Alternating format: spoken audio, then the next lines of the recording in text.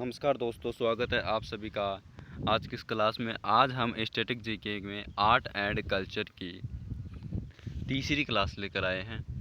आज इस क्लास में आपको मिलने वाले हैं 10 बहुत ही महत्वपूर्ण क्वेश्चन और उन क्वेश्चनों के साथ में उनके चार फैक्ट और उनकी समरी भी आपको मिलने वाली है, जिससे आपकी तैयारी और भी बेहतर हो सकेगी। ठीक है, तो शुरू करते हैं आज की क्लास। और क्लास में आगे बढ़ने से पहले क्लास को लाइक और शेयर ज़रूर कर दें। ठीक है, बढ़ते हैं हमारे पहले क्वेश्चन की तरफ। और आज का हमारा पहला क्वेश्चन है, देखना, मालवा चित्रकला शैली का विकास किस राज्य में हुआ था, आपको बताना है। तो इसका राइट आंसर क्या होने वाला है? सी, मध्य प्रदेश में मालवा चित्रकला शैली का क्या हुआ था? विकास हुआ था। ठीक है, अब जरा जान लेते हैं मालवा चित्रकला शैली के बारे में। देखिए, मालवा चित्रकला शैली का विकास मध्य प्रदेश के मालवा क्षेत्र में होता है। मालवा कहाँ पड़ता है? मध्य प्रदेश में पड़ता है। तो कहाँ होगा? सीधी सी बात है, मध्य प्रदेश में होगा। ठीक है, इसलिए मालवा शैली के नाम से जाना जाता है। इस प्रकार से राजपूत शैली का ही ये भाग, मतलब ये एक प्रकार का क्या है, राजपूत जो शैली है ना, उसी का ही भाग है। ठीक, क्योंकि इसमें भी चित्रकला का जो मुख्य विषय राजा, युद्ध आदि होता है। ठीक, अगली बात देखिए, मालवा शैली के प्रमुख उदाहरण। अब आपको उदाहरण है देखना है, जो रसिक प्रिया, ये 1934, ठीक, सॉरी 1634, मृतक 1652 की श्रृंखलाएं हैं। और माधोदास आदि द्वारा चित्रित रागमाला। अब प्रश्न आ सकता है कि रागमाला किसके द्वारा चित्रित है? तो माधोदास के द्वारा चित्रित है, जो कि 1680 की है। ठीक है, अगला क्वेश्चन देखिए, क्वेश्चन नंबर 2। क्वेश्चन नंबर 2 क्या बोलता है? स्तूप शब्द का उल्लेख सबसे पहले कहाँ मिलता है? तो ऋग्वेद में स्तूप शब्द का उल्लेख मिलता है सबसे पहले। ठीक है, अब जान लेते हैं थोड़ा स्तूप के बारे में। क्या है स्तूप?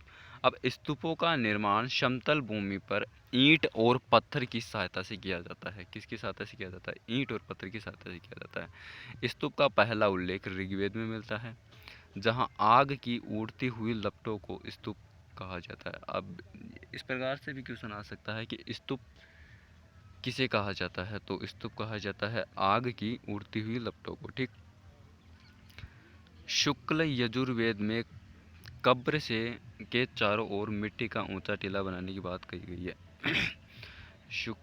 शुल्क है शुक्ल यजुर्वेद के अंदर जो कब्र है उसके चारों ओर मिट्टी का टीला बनाने की बात कही गई है। ठीक, क्वेश्चन नंबर 3 देखिए, मंदिर के शीर्ष पर स्थित कलश के निचले भाग को क्या कहा जाता है?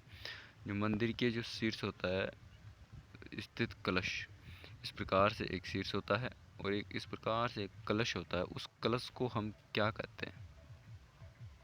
कुछ इस प्रकार से एक कलश होता है, फिर नीचे थोड़ा गुम्बद होता है।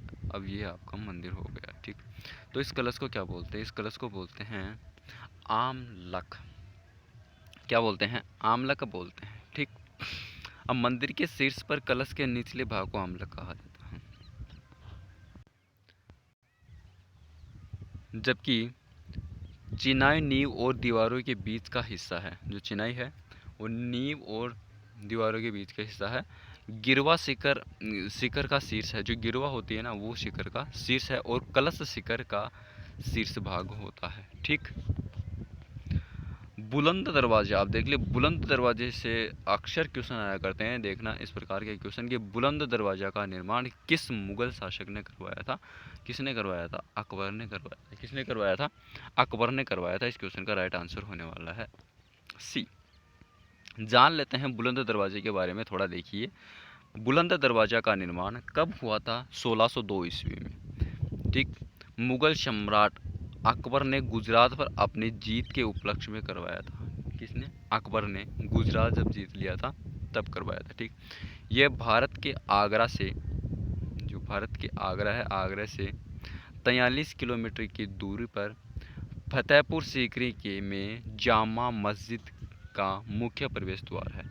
बुलंद दरवाज़ा दुनिया का सबसे ऊंचा प्रवेश द्वार है और मुगल वास्तुकला का एक उदाहरण है। यह अकबर के साम्राज्य में परिष्कार और प्रौद्योगिकी ऊंचाइयों को प्रदर्शित करता है, दिखाता है। ठीक। क्वेश्चन नंबर 5 देखिए। क्वेश्चन नंबर 5 क्या है? किस यूरोपीय कंपनी ने पलाडियन शैली की शुरुआत की थी? अब पलाडियन शैली है तो इसकी शुरुआत एक यूरोप कंपनी थी। कौन सी आई थी? यहाँ ब्रिटिश ही आई थी। ठीक। इसका राइट आंसर क्या हो जाएगा? Option number A.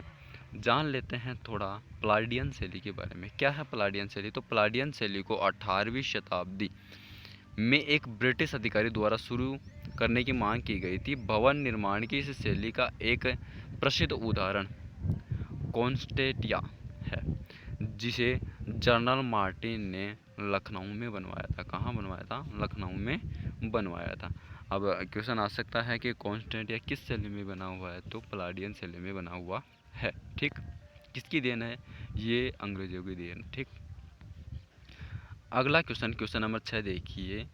इंडो सार्वजनिक वास्तुकला की विशेषता क्या है? इनमें से बताना है कि इंडो सार्वजनिक वास्तुकला की विशेषता क्या है? गुंबददार छत, मंडप, मीनारे या उपयुक्त, ये सभी की सभी चीज़ें पाई जाती हैं इंडो सार्वजनिक वास्तुकला के अंदर। ठीक है। जान लेते हैं थोड़ा और अब इनके अनेक रूप हैं। स्थापत्य शैली के इंडो सार्वजनिक रूप की विशेषता और विशेषता भी है, देखना। एक तो क्या होता है? बल्कनुमा बुलंद होता है, लटकते हुए छज्जे होते हैं, गुंबददार छत होती है, छतरियाँ होती है, मीनार होते हैं, मंडप होते हैं, और एक विशेषता और है कि घुमावदार मेहराब होता है। मेहराब का मतलब परकोटा होता है, ऐसे घुमावदार होता है। ठीक है। ये आपकी कौन सी शैली की विशेषताएं हैं? इंडो सार्वजनिक की। ठीक। क्वेश्चन नंबर 7 देखिए। ईद उल जुहा या बकरीद का क्या महत्व है? बकरीद आती है ना, जिसे बकरीद बोलते हैं, उसका महत्व क्या है आपको बताना है। तो यह पैगंबर इब्राहिम की अल्लाह के प्रति भक्ति के सम्मान में मनाया जाता है। ये कथन भी सही है। इससे हज की शुरुआत होती है। जी हाँ, हज की शुरुआत भी से ही होते हैं। देवता को बकरे की सिर की बलि दी जाती है। देवता को बकरे की सिर की बलि दी जाती है। तो उपयुक्त सभी हो जाएगा। अब इसमें ये मान्यता है बकरी की बलि देना, मतलब वैसे तो जीव हत्या पाप है, जीव हत्या नहीं करनी चाहिए। हमारे हिंदू धर्म में जीव हत्या पाप है, लेकिन मुस्लिम में चलता है। ठीक। जान लेते हैं। अब देखना, ईद उल जुहा या बकर ईद दुअल हिजा के 10वें दिन मनाया जाता है। ठीक। जो इस्लामिक कैलेंडर का 12वां महीना है। यह पैगंबर इब्राहिम की ईश्वर के प्रति भक्ति के सम्मान को मानता है। ऐसा कहा जाता है कि जब भगवान ने अपनी भक्ति के प्रमाण में अपने बेटे का सिर बलिदान करने के लिए कहा तो इब्राहिम देने के लिए तैयार थे, लेकिन भगवान दयालु थे और उन्हें बलि के रूप में बकरे का सिर ले लिया। इस प्रकार इस दिन बकरे के सिर की बलि देने की परंपरा शुरू हुई है। दिन उस अवधि की शुरुआत का प्रतीक है जब लोग हज के लिए मक्का आते हैं। अब जो इसमें बात कही गई है बकरे की बलि की, ये सिर्फ एक किंवदंती है। वास्तव में ऐसा कुछ नहीं है, सिर्फ और सिर्फ ये किंवदंती है, दंत कथाएँ हैं। ठीक है। चलते हैं अगले क्वेश्चन की तरफ। Question number 8। शेर ए गुल फरोसा किस राज्य या केंद्र शासित प्रदेश में आयोजित एक धर्मनिरपेक्ष त्यौहार है? तो ये दिल्ली में आयोजित किया जाता है, शेर ए गुल फिरोसा। ठीक। अब जान लेते हैं शेर ए गुल फिरोसा के बारे में। शेर ए गुल फिरोसा राजधानी दिल्ली में मनाया जाता है। इस त्यौहार को फूल वालों की शेर के नाम से भी जाना जाता है और यह दिल्ली में आयोजित होने वाला तीसरा वार्षिक फूल दिवस उत्सव है। ठीक। यह एक सार्वजनिक प्रतीक है जब महरौली में ख्वाजा ख्यातियार काफ़ी की जो कब्र से लेकर योग माया के मंदिर में फूलों के साथ ताड़ के पत्ते का पंख का जुलूस बहुत बड़ा होता है। इस उत्सव को पहली बार मुगल सम्राट अकबर द्वितीय ने 19वीं शताब्दी में द्वारा सम्मानित किया गया था। इस पर अंग्रेज़ों ने प्रतिबंध लगा दिया, लेकिन 1962 में JL नेहरू यानी जवाहरलाल नेहरू ने इसे बहाल कर दिया, यानी दोबारा से चालू कर दिया। ठीक है, बढ़ते हैं अगले क्वेश्चन की तरफ। क्वेश्चन नंबर 9, विश्व का सबसे बड़ा पशु मेला एशिया में कहाँ आयोजित होता है? तो सोनपुर में विश्व का सबसे बड़ा मेला होता है, वो आयोजित होता है एशिया में। ठीक, अब कार्तिक या नवंबर महीने में उत्तरी बिहार में आयोजित सोनपुर पशु मेला या सोनपुर मेला एशिया का सबसे बड़ा मेला है। यह हिंदुओं के लिए सबसे अच्छा समय भी माना जाता है, क्योंकि यह कार्तिक पूर्णिमा या पूर्णिमा की रात को मनाया जाता है। यह त्यौहार पूरे महाद्वीप से भीड़ को आकर्षित करता है और 15 दिनों से लेकर 1 महीने तक चलता है। ठीक, त्यौहार स्थल गंगा, सोन, घाघरा और गंडक नदियों के संगम पर, जो हिंदू तीर्थ स्थल है, वहाँ पर मनाया जाता है। ठीक है, क्वेश्चन नंबर 10 देखिए, मणिपुर की सबसे पुरानी मार्बल आर्ट कौन सी है? चेबी गढ़गा ये मणिपुर की सबसे पुरानी मार्शल आर्ट है। ठीक, मणिपुर की प्राचीन मार्शल आर्ट में से एक चेबी गढ़गा में तलवार और ढाल का उपयोग करके लड़ना शामिल है। अब इसे तलवार और चमड़े की ढाल के बजाय नरम चमड़े की घिरी छड़ी में बदल दिया गया है। प्रतियोगिता समतल सतह पर 7 फीट चौड़े घेरे में होती है। वृत्त के अंदर 2 मीटर की दूरी पर 2 रेखाएं हैं। चीबी रोड की लंबाई 2 से 2.5 फीट की बीच की होती है, जबकि ढाल लगभग 1 मीटर चौड़ी होती है। इस टूर्नामेंट में जीत द्वंद्व के दौरान अर्जित अंकों के अनुसार हासिल की जाती है। शास्त्रीय क्षमताओं और ताकत के आधार पर अंक दिए जाते हैं।